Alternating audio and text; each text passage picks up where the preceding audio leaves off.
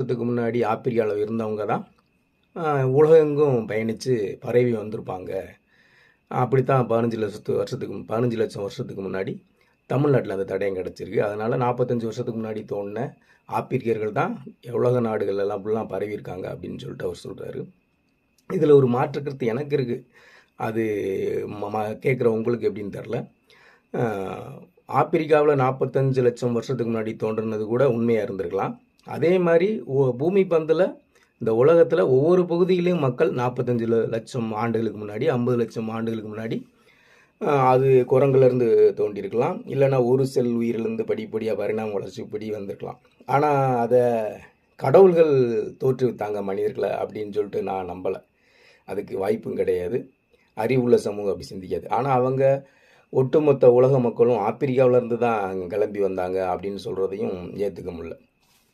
ஒரு செல் உயிரினமான அமீபாலேருந்து பல செல் உயிரினம், அதுக்கடுத்து அந்த முதுகுத்தண்டு இருக்க உயிரினம், அப்புறம் ரெக்கை இருக்க உயிரினம், இப்படி காலு கை இப்படி எப்படி வளர்ந்து வந்துச்சு. குரங்காகி, குரங்குலேருந்து மனிதனாகி, மனித குரங்காகி, அப்புறம் மனிதனாச்சுன்றது எப்படி உண்மையோ அது மாதிரி அது வந்து ஆப்பிரிக்காவில் மட்டும்தான் அப்படி மாறி இருக்கும் அப்படின்னு சொல்ல முடியாது.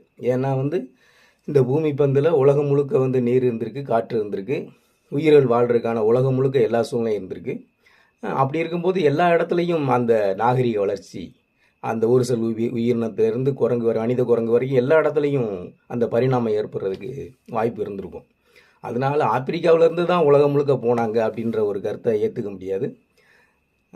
ஒவ்வொரு இடத்துலையும் ஆப்பிரிக்கா பகுதிகளையும் தமிழ் பகுதிகளையும், அதாவது நம்ம தமிழ்நாட்டு பகுதிகளிலையும், ஆஸ்திரேலியா, ரஷ்யா, இப்படி அமெரிக்கா எல்லா பகுதிகளையும் மனிதர்கள் தோண்டியிருப்பாங்க.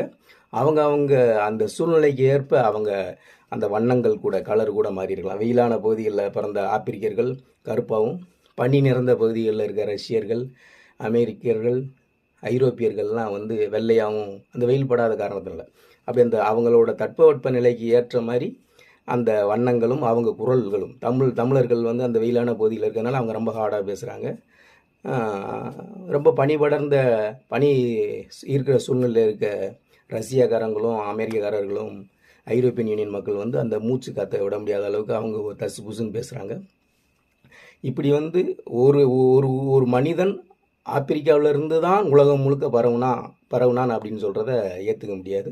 அந்தந்த பகுதிகளில் அந்த பரிணாம வளர்ச்சி ஏற்பட்டு அந்தந்த பகுதிக்கு தகுந்த மாதிரி மனிதர்கள் தோன்றியிருப்பாங்க.